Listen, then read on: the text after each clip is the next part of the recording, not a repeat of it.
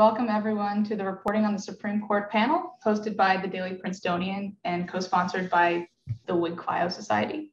Tonight we have an all-star panel. I am serious. I'm so honored that these guests have been able to come. Chris Geidner, who's a columnist for MSNBC and former longtime legal editor at BuzzFeed, Bloomberg Law Supreme Court correspondent Kimberly Robinson, and David Blatt, who founded Above the Law, an incredibly popular legal website, and now runs a Substack called Original Jurisdiction, which I recommend you all subscribe to. These are some incredible guests, and the format of this event means that you'll be able to interact with them as well. The first half of the event, I'll be asking them questions, and then the second half of the event, you should feel free to reach out to me through DM, to Evelyn Daskach over DM, or just in the chat with your questions. Then we'll alternate and we'll read those aloud. About the court, definitely keep it relevant to the Supreme Court, but we're really excited for you to have that opportunity as well. But we'll get started right now. Could each of the panelists please briefly introduce yourselves and say a little bit about who you are and what your career path has been?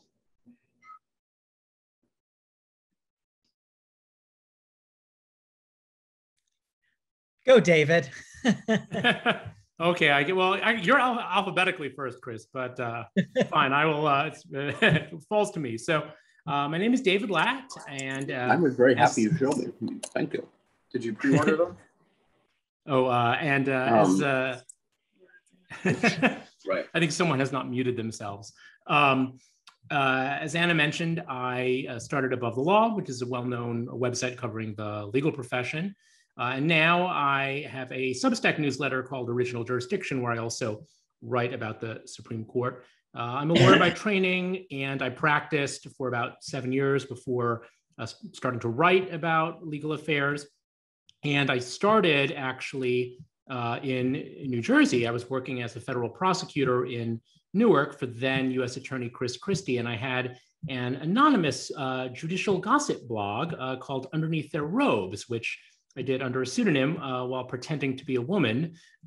Chris memorably described me as the drag queen of the legal blogosphere because my version of being a woman was very over the top and exaggerated. But anyway, it was a lot of fun. I did it anonymously for about a year and a half and revealed myself as the author of this site in an interview with The New Yorker. Shortly thereafter, started Above the Law, was at Above the Law for about 11 years or so. Took a detour into legal recruiting, working as a headhunter, which was somewhat interesting. But during the pandemic, I had a very severe case of COVID, a near-death experience. I was in the hospital for 3 weeks, including a week on a ventilator. And after that, I just sort of realized I missed the writing too much. I'm sure a lot of you as journalists can relate. And so I came back to full-time writing, left the world of recruiting, and started a Substack called Original Jurisdiction, which is now where I write about the law. I also write occasionally for newspapers and magazines, but most of my writing is in the online realm. And that's who I am. And I have, we live in New Jersey, actually, so we're in the same state as Princeton. We live in Summit in Union County. My husband's a lawyer also, and we have a almost 4-year-old son. Apologies if he barges in here, but I think he's being supervised by my better half. So anyway, that's a little bit about me. Thanks. Hi, I'm Chris Geidner. I am currently sort of enjoying a summer of freedom. My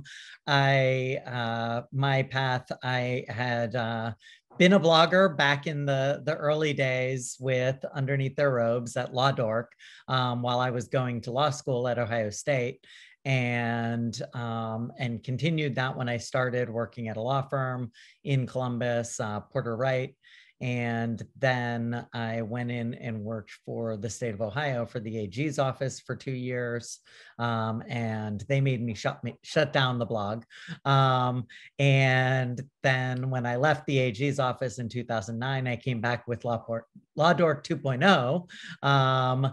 And that was right at the change of the administration. And I moved back to DC, where I had gone to undergrad at American. And soon thereafter, I started working first for Metro Weekly, covering LGBT legal news, and then in 2012 went to BuzzFeed, first covering LGBT stuff and eventually expanding to all of the Supreme Court coverage. And well, over the last 4 years, some other stuff that happened on the legal front with the Trump administration. But in 2019, I similar to David, we have similar. Let's move around and try out different careers every once in a while, which is really fun, and we'll talk about that and take questions, I'm sure. I left and started working for a criminal justice advocacy organization for like 2 years. And at the end of that 2 years, I joined the journalism publication that was associated with it, the Justice Collaborative, and then the Appeal. And then this spring, MSNBC came to me and was like, hey, we see that you're writing again. Would you be interested in writing some like Supreme Court stuff and regular legal stuff for us? And I was like, yeah, sure, that sounds great. And so in the end of June, I left the Appeal, and then the Appeal shut down. It's going to be restarting in the fall with a worker-led entity is their hope and goal, and I'm supporting that. But for me right now, I am sort of enjoying the summer. And so if you see me more relaxed than the people who are working full-time jobs right now, I'm sorry, but I'm really relaxed. And as everybody on here knows, I actually go on my real vacation starting tomorrow. So you're getting me at my best or most relaxed. Kimberly? Yeah, well, I am one of those people who is not relaxed. Today was the day. So I haven't moved around quite a bit as David and Chris. I started out as a lawyer working in San Diego, doing kind of every kind of litigation under the sun. And then I moved to DC with our firm, and that was a terrible mistake. If you are in a California firm, you just stay there and never move. So it wasn't long before I jumped ship, and I really just got lucky. I had never had any journalism experience, didn't catch the blogging wave when I was in college, and landed at Bloomberg Law. And I've tried to get out ever since, but there's just no place that will let me nerd out as hardcore as they let me nerd out there. So, so here I am. I'm coming up on my 10th term covering the court, and imagine be sticking around for a while. Yes, absolutely. Thank you for those introductions. I think it's especially helpful at a student journalism event for people to hear about your paths, because young people love to, hear like what could potentially be next and how you got to where you are. The next question is court related. We're going to jump right in. Now that this year's relatively calm term has passed, a lot of commentators are expecting kind of a whopper of a term this coming year. We know that the justices have already granted some important cert petition cases on the Second Amendment, abortion, administrative law, First Amendment, among others. Could each of you identify and explain a case that we should be paying attention to and explain why it's important? Maybe Ms. Robinson could start, if that's okay. I'm thinking, do I want to take the good ones and leave you all? I do think that one of the biggest cases that the Supreme Court is going to hear is this case, Dobbs versus Jackson, something or other health. But it's a challenge to a Mississippi abortion law. And I think, one of the things about this case is the court every now and again, we'll hear a case that kind of touches on abortion. I think, several terms ago, we had one about, kind of free speech buffer zones around an abortion clinic. This one is really different because it just takes on the topic head on. The court had had before it several different questions that it could have tried to answer. And at least the way that I see it, it kind of took the broadest question. And the question there is whether or not, all pre-viability abortions, that is all abortions that take place before a child can live outside of the womb, whether all of those are unconstitutional. And I know there's been some back and forth about, whether or not that's going to overturn Roe and the other precedent there. I really don't know how the court can answer that single question that they agreed to take without at least overturning parts of those precedent. Or, well, I guess they could not overturn them, but I guess you see what I think they're probably going to do. So that's really what sticks out to me about this abortion case. There is another abortion case on the docket, but I think that's more in line with what we typically see from them. That one deals with whether or not a state AG can intervene at a late stage in the litigation. And that would be kind of the cases that I would expect them to have taken this early on in some of the justices' tenure, but nope, they went right for it. So I think that's one to watch. And I think we'll probably get that one argued sometime in 2021. David, maybe you could go next. Sure. I think that the other case that is being eagerly watched is a Second Amendment case out of New York called New York State Rifle Association. Oh, hold on, let me get this right, actually. You're not just going to say whatever. yeah, exactly. I was like, Dobbs v. Women's, it's like women's health is usually in one of, I think it is women's health. But anyway, it's New York State Rifle and Pistol Association v. Corlett. And this is a challenge to New York's regime for concealed carry licenses, as in you have a gun, but you're concealing it, you're hiding it. And right now, New York requires essentially what you would describe as good cause. You need a reason for having a concealed carry license, not just, well, I like to have a gun on my person because you never know what's going to happen, but maybe you work in a dangerous job, maybe you have had prior issues involving safety of your person, what have you. And so the question is, does having this type of requirement for good cause for having a concealed carry license violate the Second Amendment? Now, it's interesting with this case, the Supreme Court had denied cert, meaning declined to review a whole host of gun cases over the years. Ever since a number of years ago now, they decided a case called DC versus Heller, where they held that the Second Amendment involves an individual right. It's not just related to militias. And in that case, they struck down a DC ordinance. But then there wasn't really that much. There was a case called McDonald in the interim, but really there wasn't really a lot going on. And I think part of the reason was neither the conservatives nor the liberals on the court really knew which way these cases were going to come out if the court decided to hear them. But after Justice Ginsburg passed away and was replaced by Justice Barrett, the court agreed to hear this New York State Rifle and Pistol case. And a lot of us are reading that as a sign that the conservatives feel confident that they have 5 votes for essentially striking down the regulation at issue here. Because in other words, even if they lose Chief Justice Roberts, who could go either way, especially on these very contentious issues, especially where the court's credibility is at stake and he feels it maybe doesn't want to spend its political capital on something, they still have 5 votes in favor of the Second Amendment position. So anyway, I think that, along with Dobbs, is one of the other big cases that's being closely watched.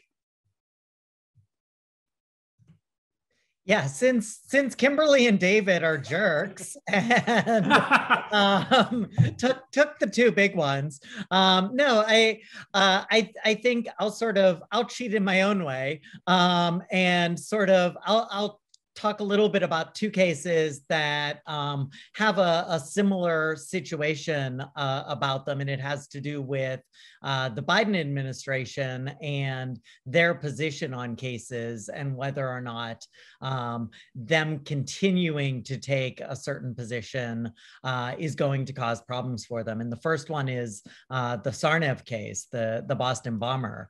And in that case, the Biden administration in an early filing suggested that they are going to continue to take the same position in favor of trying to keep that death sentence. And that is the challenge is not a huge death penalty challenge. It's sort of a more technical challenge to specific rulings of the appeals court and the district court relating to his death sentence, and the trial and his death sentence. And so it doesn't raise a huge question about the future of the death penalty. It really is about his case and his trial. But obviously, Biden ran on being opposed to the death penalty. He was the first candidate to run on opposition to the death penalty, certainly the first to win with such a position. And so as this goes forward, expect to see a lot of pressure on the administration as they continue to seek to uphold this death sentence, and then as there's sort of fallout in terms of at DOJ and with Attorney General Garland, and whether or not they're going to continue pursuing other death cases. And then the other case is one that is really cheating, because I already wrote about it, is there's a case out of Puerto Rico that has to do with whether or not it's constitutional for the US to exclude residents of Puerto Rico from supplemental security income under Social Security. And the territory is treated differently. It's treated differently than other territories even. And this is another issue in which the Biden administration has the possibility of changing its position. And in its initial filings on the case, it suggested that it will not. And so as that case goes forward, you're going to see there already has been a little bit of pressure from Puerto Rico activists, and it will definitely be interesting as it gets to the court, and how it's one thing to have your position on briefs. It's another thing to have somebody sitting up in court answering questions from the justices that aren't the narrow case that you're able to make out for why you're continuing to pursue this death sentence or this SSI exclusion. But when you're up there before the justices, you're going to be getting random hypotheticals, especially if Justice Breyer's still on the court, on both of these issues, where he could really be pressing the federal government and the Biden administration for some real difficult questions about the implications of their continuing to take those position on those cases. So that's my way of dealing with not getting the two good cases. Well, thank you. I think all of your answers underscored just how important the coming term is. It was so easy and so natural for you guys to speak about what's happening because everyone is writing about it. Everyone's paying attention. I'm glad Mr. Geidner mentioned Justice Breyer, because that was my next kind of line of questioning. Many people were perhaps expecting him to retire this term. Now there are questions swirling about whether he might retire next term. Mr. Latt, I know you posted a Twitter thread recently about Breyer's hiring patterns for law clerks. Maybe you could speak to reading the tea leaves and how likely it is he'll retire next year. And perhaps the other panelists could speak to what the consequences will be for the Supreme Court if and when Breyer retires. So among court watchers, there's this little parlor game of following the justice's law clerk hiring. Each justice, each active justice, not retired justice, each active justice gets 4 law clerks who are typically young lawyers, recently out of law school, who help that justice work on, who help the justices work on their opinions. Maybe they help them prepare for argument, they draft opinions. It's a very prestigious and important job for a young lawyer to have. Each justice gets 4 of these clerks, and typically they hire them out fairly far in advance. So if you look at the past 4 justices to retire, 3 out of the 4 basically slowed down their law clerk hiring before they retired. They did things a little bit differently than usual. And so if you were watching closely with Justice O'Connor, Justice Stevens, and Justice Souter, you could have figured out that something was up based on how they weren't hiring their full group of 4, perhaps, or they weren't hiring on their normal timetable. Normally they hire 1 or 2 years out, but now we're a couple of months or weeks away from the new term and they've only hired 1. The retired justices do get 1 clerk, by the way. That clerk helps the retired justice with some projects. If the retired justice elects to sit on lower courts, which they can kind of do, it's like going from the majors back to the minor leagues, the clerk will help them on that. But the clerk also works with active justices on actual pending cases as well. So anyway, with Justice Breyer, he hired his full group of 4 clerks, but he kind of delayed. It seemed that basically he had hired 2 or 3, and everyone was wondering what's going on. And then in the spring, he hired his final clerk, which was late by his standards, but he did do it. And so at that point, I wrote a post on original jurisdiction about this, and I also wrote a Twitter thread about it. It seemed to me that maybe he was kind of on the fence for a while. Usually he hires 12 or 18 or even 24 months ahead. And here he hired maybe 6 months ahead. And then I think he was on the fence, and then I think he decided, and then he hired that 4th clerk.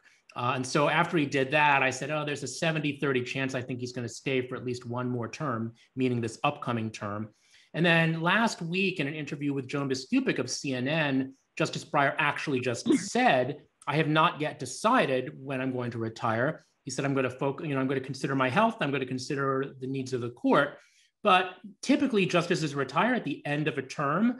And if he hasn't decided yet, he's probably not just going to, in theory, he could wake up tomorrow and eat a different breakfast cereal and say, okay, I'm going to retire immediately. But I don't think he's going to do that. If he hasn't retired now, he's probably going to wait until the end of the next term. Now, he could announce it earlier. Justice Stevens and Justice Souter, their retirements came around April or May, effective at the end of the term. So Justice Breyer could announce his retirement at any point, but I think he will make it effective after the end of this upcoming term. The terms start the first Monday of October, so sometimes you'll hear a Supreme Court term referred to as October term 2021. That really just means 2021-22 judicial year. So I think he's going to stick around for October term 2021. Yes. Agreed. I think you would also ask us to talk a little bit about the implications. And I think that really depends on where the Senate is whenever Justice Breyer decides to retire. There's been a lot of discussion about how there's a 50-50 split in the Senate. And of course, they have to confirm the president's nominee. And Democrats, do have the ability to break that split with Vice President Harris. But, there's been a lot of speculation. What happens if one of the senators, something happens to them or they have to resign? One thing to look at is there aren't a lot of senators who seem in danger of having to resign really quickly that are in states that are led by Republican governors. So it's probably a little safer than maybe some of us are making it out to be. But when I read Joan Biskupic's interview, I didn't take him to say that he's going to step down next year. The way his health is and the way that the court is, those aren't things that stop at the end of next year. I don't know why anything that he's thinking doesn't continue on. So that could have some huge implications if he retires while the Republicans hold the Senate, because I think Mitch McConnell has pretty much given up the bag that he's not going to be confirming any Democratic appointees while if Republicans are in charge. So that would be a huge swing. It would give conservatives a 7-2 majority on the court. I think if Breyer does go ahead and retire, it's not going to make that big a difference in any individual cases because it'll kind of keep the status quo. One thing that'll have a really big impact, though, is that then candidate Biden promised to nominate the first Black woman to the Supreme Court. So, of course, that's something that has huge implications beyond just where each case comes out individually.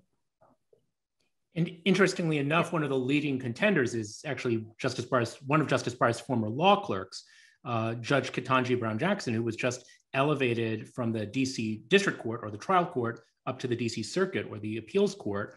And the DC Circuit is generally regarded as the second most prestigious and powerful court after the Supreme Court. Tons of justices have come from the DC Circuit.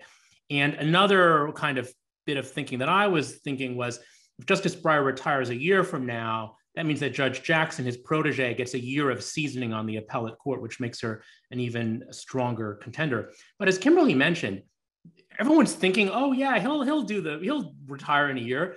Bill Traynor, the dean of Georgetown, just wrote a piece for Slate saying, maybe he'll just stick around. Like if you look at history, there's no law saying, oh, Justice Breyer, you need to retire either this year or next year. You can just be like, look at Justice Ginsburg. A lot of people were upset with her because in the end she passed away under a Republican watch and she was replaced by a conservative justice. But calls for Justice Ginsburg to retire have been going on for years. And she, successfully fought cancer off multiple times. I think she was on the court much longer than many people expected. And there were times, people had been calling for her retirement. I can't even remember the first calls for her retirement. So I think Kimberly's point is well taken. Right? 2009. Yeah, like it went way back. So, Breyer, he's very spry. I mean, he actually did the most speaking engagements, I believe, of any justice last year. I mean, granted, they were Zoom speaking engagements, but, he's out there. He has a new book coming out this fall, which his publisher is marketing as from an active Supreme Court justice. He could stick at, the liberal and progressive side is already really upset with him. If he sticks around another year, I think heads are going to explode. Yeah, I think that I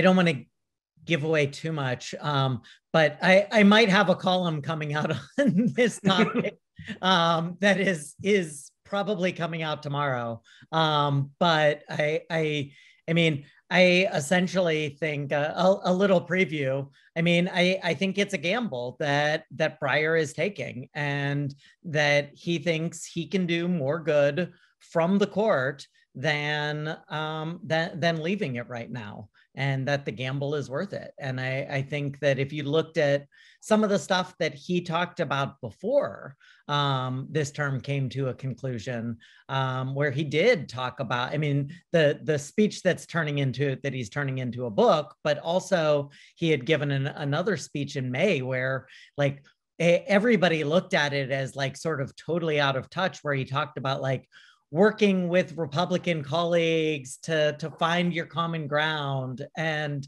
a bunch of liberals' heads exploded as those tweets came out, talking about that speech. But when you actually stepped back a second once the term was over, and you realized at the time that he was giving those comments, he was writing the 7-2 majority in the Affordable Care Act case. He was writing the broad majority in the student speech case. He was, I forget what, those were the two majorities he was working on at the time. And yes, there were the dissents in the Arizona voting rights case and the California financial disclosure case. But it was notable that that is where his head was when he was talking about that. And I think that fits really well with the things that he said to Joan about sort of liking his place on the court now, that he sees that he's one of the only justice who's been there longer than him is Justice Thomas. And he sees some real advantages to that when it comes to understanding how the court works, understanding how to craft a majority, understanding how to, when you look at Fulton, the foster care, same-sex marriage and foster care case out of Philadelphia, that was sort of a disaster in some ways for liberals, but also could have been a lot worse for liberals. You look at the way that Breyer sort of sees his role on the court, and he's making it clear that he thinks that his having been there for so long is part of why he's able to do that. And so for better or worse, I think that is really important to him in his mind. And in terms of the Supreme Court, the truth is that justice Sotomayor and Kagan are still on the new end. I mean, they're not on the I mean, now I guess Justice Sotomayor is the median, that there are 4 newer and 4 who have been there longer. But I mean, in terms of time, like they've been there just over a decade, and Justice Thomas has been there, what, 30 years, almost 30 years. Yeah. For people who have been hearing the words Jones piece, CNN's piece, just for reference, this is an article that came out about 3 days ago that rocked the Supreme Court journalism world because it was an exclusive interview with Justice Breyer from New Hampshire, his summer home, where he was talking about his plans for retirement. And he basically said that he did not have plans for retirement right now. And it was kind of opaque, and everyone's kind of left trying to figure out what exactly that means. Right now, everyone can start putting their questions in the chat. I'm going to go to my last pre-prepared question, and then we'll switch to audience. But this is maybe my favorite question because it's yielded really interesting answers in the past. So, reporting on the Supreme Court can be difficult because everyone is writing about the same cases with little access to exclusive scoops. That Joan Biskupic piece is pretty uncommon. With that difficulty in mind, could each of you briefly tell us about a piece you've reported on or written that you're particularly proud of?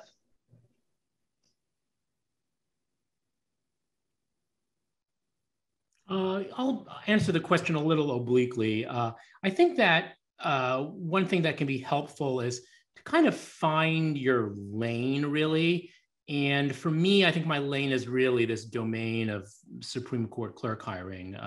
There are others who also cover it. For example, Tony Morrow does a great job covering it. But this is one particular alley that I have really focused on. And I have a lot of sources who help me cover the hiring of clerks in real time. And it sheds light on a whole host of things, whether it's the ideology of the justices, whether it's their retirement plans, whether it's just the way that prestigious credentials work. I just tweeted out the news that Attorney General Garland's daughter has been hired to clerk for Justice Kagan, which people are reacting to right now.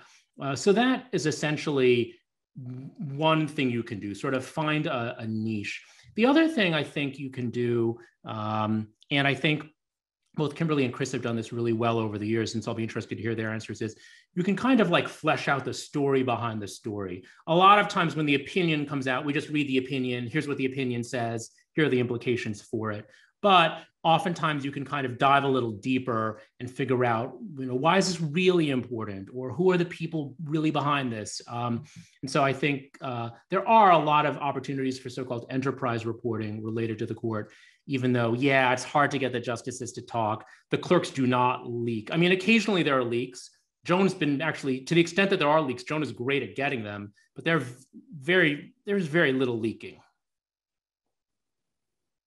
Yeah, no, I think David's answer was, again, on something like this, the person who goes first gets the true answer. I mean, the truth is that, I mean, I'll take sort of a different angle of that, is that like, in my time reporting, like I had like reported from the White House, I had reported in Congress, covering LGBT stuff. And as I moved into the court, I mean, one of the things that I really appreciated is the fact that it is such a smaller world.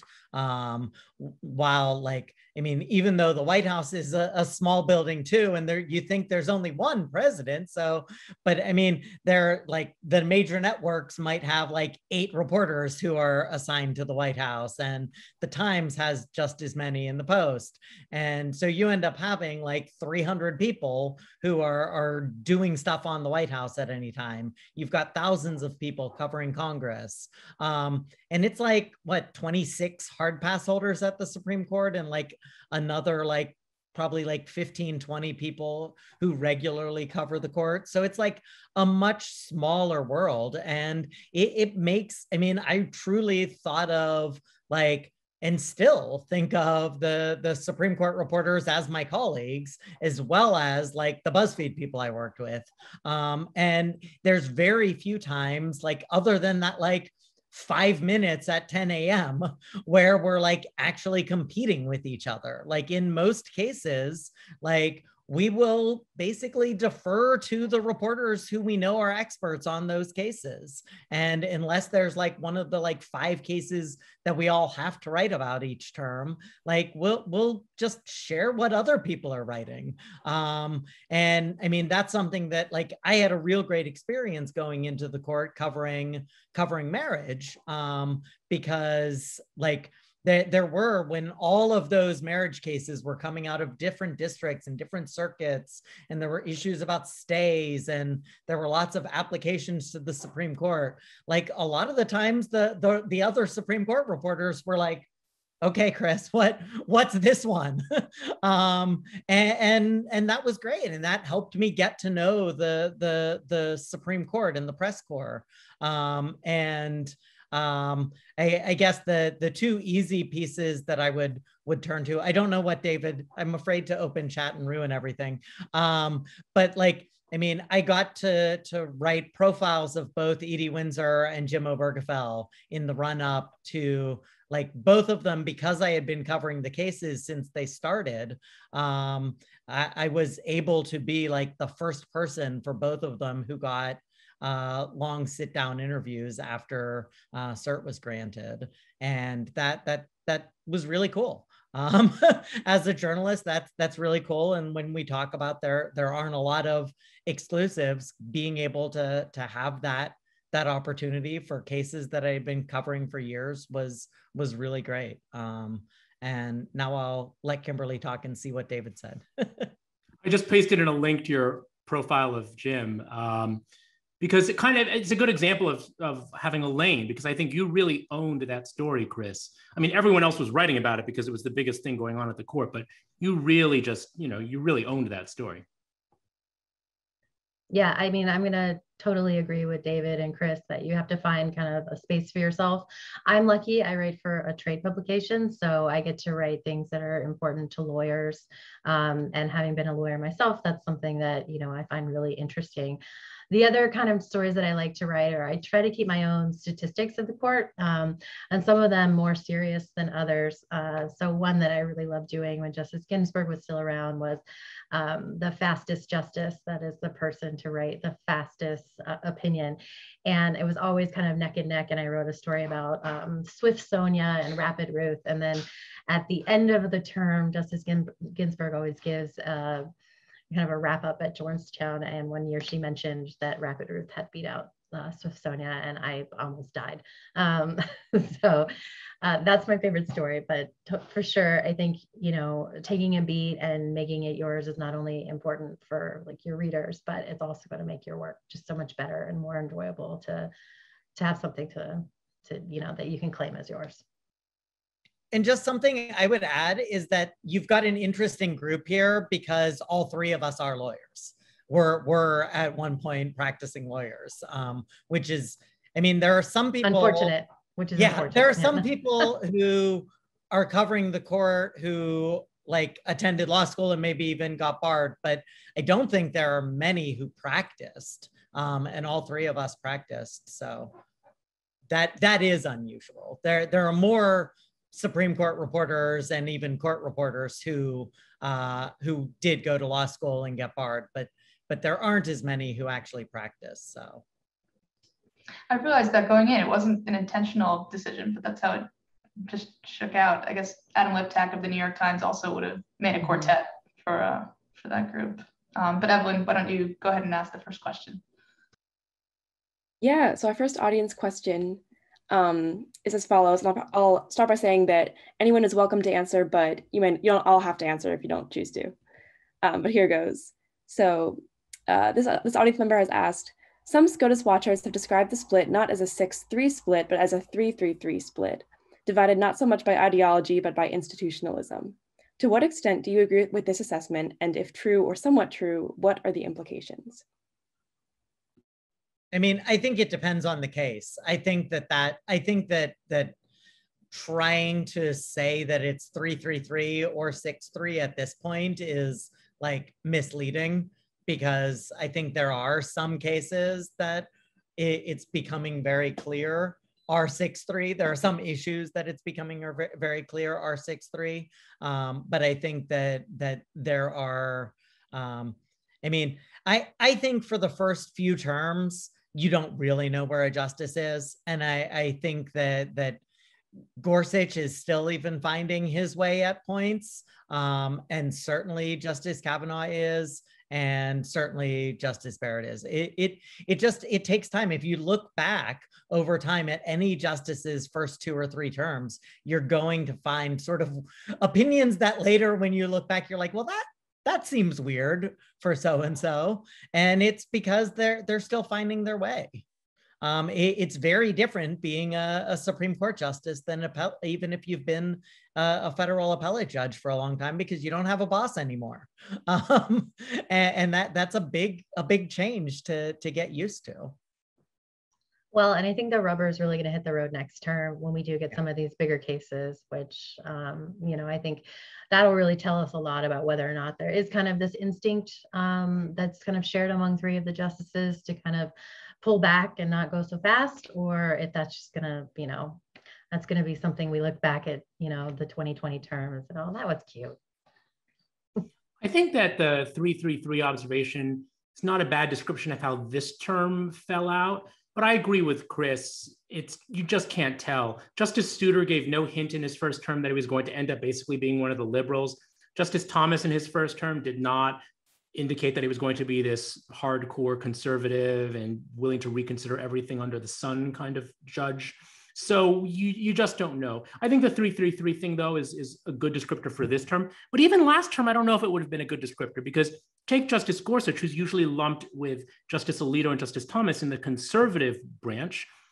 He was also the author of Bostock, which applied the Title VII employment protections to LGBT Americans. And he also sided with the Native Americans in McGirt v. Oklahoma. So yeah, it's hard to generalize.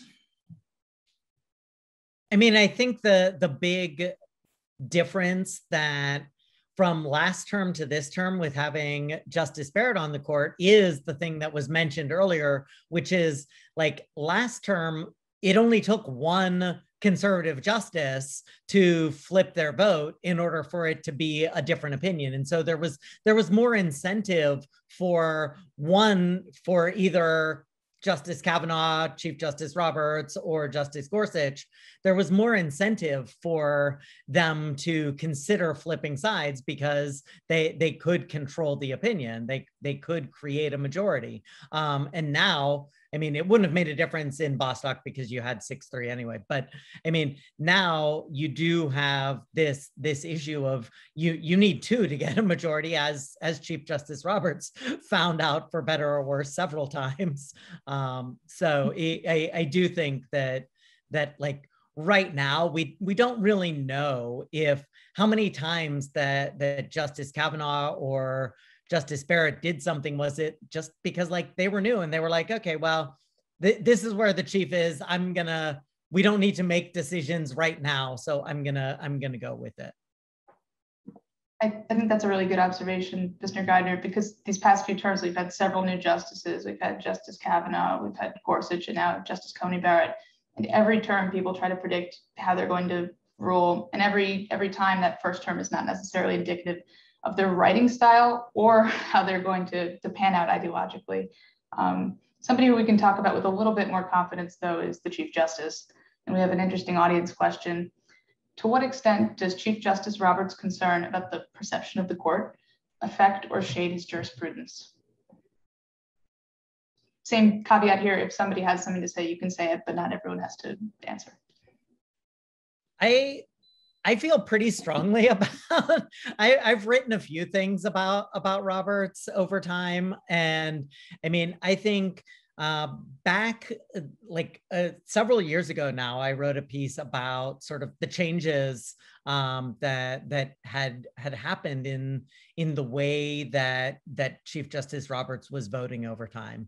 And some of the questions that raised were which things were him protecting the institution of the Supreme Court under Trump, which things were him changing, and which things were him just trying to control his court. Because if he shifted, he was able to be a part of a majority, and then he was able to sign the opinion, and then he was able to.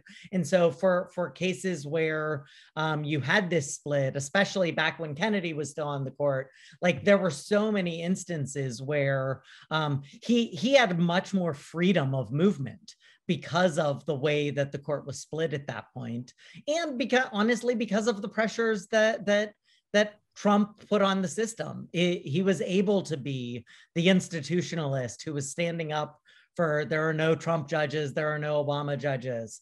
And now he doesn't have that safeguard, and he also doesn't have a majority unless he is on the conservative side or pulls over another conservative to join the liberals. And so I think what we're seeing now is sort of the third iteration of John Roberts. What is he going to be when he doesn't control the court? And that both could be more freeing for him over time, but I think it really does only leave him trying to protect the institution for those reasons for him making votes, other than if he's actually shifting on some issues. And I don't think we see a lot of evidence of that. There's some. I was a little surprised by his Bostock vote. Based on the way that he handled the marriage cases. And so I do think that was interesting. I think that also could be sort of an institutional ruling from him. Like, we decided this issue with Obergefell and Windsor, and I would just like us to be done, please. I think you get that a lot from the chief. We dealt with this. Can we be done, please? Although I think it's really interesting whenever we do talk about, the chief kind of going slow and wanting to protect the institution. If we step back and think about some of the things that he's going to be known for, what his legacy is going to be, I mean, there are some earth-shattering cases there. We've got Shelby County, which is by no means a go slow approach. Even if you count, the cases that came before, there's Citizens United. And I really do feel like there's a couple cases kind of lingering on the docket about affirmative action. And that's really been an area where the chief has not wanted to go slow. And, I think you have to take all of those together. They may be a little further back in the line, with the exception of, we'll see what happens next term with affirmative action. But, I think that those decisions and really the impact of those decisions kind of creates a more complicated picture. Oh yeah, to be clear, I do not think I do not think the sort of like attacks from the right on him as a moderate, let alone a liberal, are in any way well stated. I think that he has very carefully crafted a persona on the cases, honestly, that aren't as important to him. That when it doesn't matter to him as much, he can vote the way he does. And he was a big law lawyer in DC before he was a judge, and he was a judge for a long time on the appellate court. So the idea that he doesn't care about discrimination against LGBT people, like he had been in the big law world where like there wasn't going to be this discrimination. And so like in that sense, like that's an easy vote for him, despite the fact that like some conservatives might be upset about it. But yeah, I mean, certainly the ability for him to be an institutionalist when he wants to be certainly has allowed the freedom to push full steam ahead on corporate cases, on voting rights, on these other issues that where he has no interest in moderating his position. Yeah, and one of the Chief Justice's favorite issues is religious liberty, as we've mentioned before. So an audience member has asked, as First Amendment jurisprudence progresses under the current court, what do you think will happen to the Employment Division versus Smith precedent? The conservative majority rejected an opportunity to overturn it in Fulton, but seemed to drastically restrict its applicability in Tandon versus Newsom. What then is the standard for religious liberty cases moving forward? You guys are undergrads, right? That was a more lucid and learned question than I've heard in many a law school classroom. So anyway. That was a question asked by somebody who's not yet a student. He's a pre-freshman, so. Wow. Good going, Ben. Future Supreme Court clerk. Yeah, no, I think that instinct that, there wasn't really this desire to overturn Smith in the Fulton case, because they got everything they wanted kind of in a lower profile case that took place, off the court's kind of normal docket. I think that's really correct. And I think the thing that I've been noticing since I've been covering the court is that these religious cases just kind of, they get little microbites taken out of them. And there's not really one like overarching structure with which the court really analyzes these cases. It seems to really be kind of like one-off. So, we have one test for what if you want to pray during a legislative session, and then you have a whole different test if you want to put up a monument, and then there's a whole different test, if you like we're seeing with the wedding cakes and the florists and things like that. And I mean, I don't know where that's coming from for them, but it seems like they're really complicating the religious spaces, and there's no way to really know what standard's going to come out. It's just going to come out in favor of the religious groups, whatever it is. But that's a more cynical view of the. No, I think that's right. And I think that the answer does come back to the question. And it's that there's no, and it was sort of that, the concurrence in Fulton, I'm blanking. Was it Justice Barrett who wrote it? Yeah. Okay. The one basically saying, what do you replace? I don't like Smith, but I don't know what replaces it. And I think that is ultimately the answer, that is where the court's at. And it's easier to just chip away at Smith every time that you get a case, that whether it's recycled tires on playgrounds, which was a few terms ago, or whether it's the foster care case, whether it's that each time, I think Kimberly's right. But what we see in the opinions is no matter what the result of the number result at the top of the case is, like always, if you dive down one step deeper, there's like everybody disagrees. Like I think in the tire case, I think like 6 justices wrote, and it like is this situation where there is no real agreement on what the path is forward. And so you can't do anything at the Supreme Court other than grant cert without 5 votes. And so you basically have this situation where nobody likes Smith, but nobody knows what would follow it. And I think particularly for the 3 liberals, they're afraid of if it ever got to a decision of what would follow it, that they would not be happy with it. Thank you for those insights. It seems like we're 5 minutes away, so I'll ask one more question, but we'll try to keep it, concise, so that any of the panelists who have to leave can leave, So the final question is, how do you think that the fact that the entire federal bench is much more conservative will affect the cases that will be heard by the Supreme Court? Will plaintiffs in some courts, like the Fifth Circuit, continue to be aggressive about pushing cases to the court?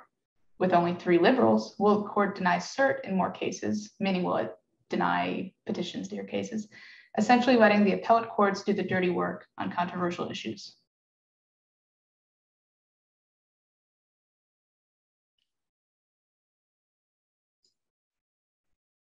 You're welcome to pass. I know it's a kind of boring question. I mean, my answer is probably going to be very boring, but my guess is that they will actually take on more of the hot button issues, because as we saw with New York State Rifle and Pistol, they dodged a lot of those cases until there was the change in the composition of the court. And then look at Dobbs. They had been dealing with a lot of narrower abortion cases like Whole Women's Health and June Medical, about regulations. Oh, do you need to have admitting privileges if you perform abortions as a doctor? Do the hallways in your clinic need to be X feet wide? And then they went for like the big kahuna, like viability. Like that's like a huge looming question. So I think that the conservative majority is just going to be more aggressive in taking things. And remember, as Chris was just observing, you only need 4 votes to grant cert to agree to hear a case. So the conservatives can basically say, let's take our chances, even if we lose the chief, or even if we lose Kavanaugh, or even if we lose Gorsuch, we still have 5 votes for the outcome that we want. So I know that's really a boring answer. I don't have any like clever counterintuitive, like, aha, like the liberals are going to win everything. Like it's sometimes the conventional wisdom is just right. Yeah. Yeah, I mean, I can't really even think of a case. I'm sure that there are some cases on next term where I'm thinking, that looks like a case that all the liberals wanted to hear, and they're totally going to win that one. If you just look at the lineup of the cases, they all lean more and more conservative.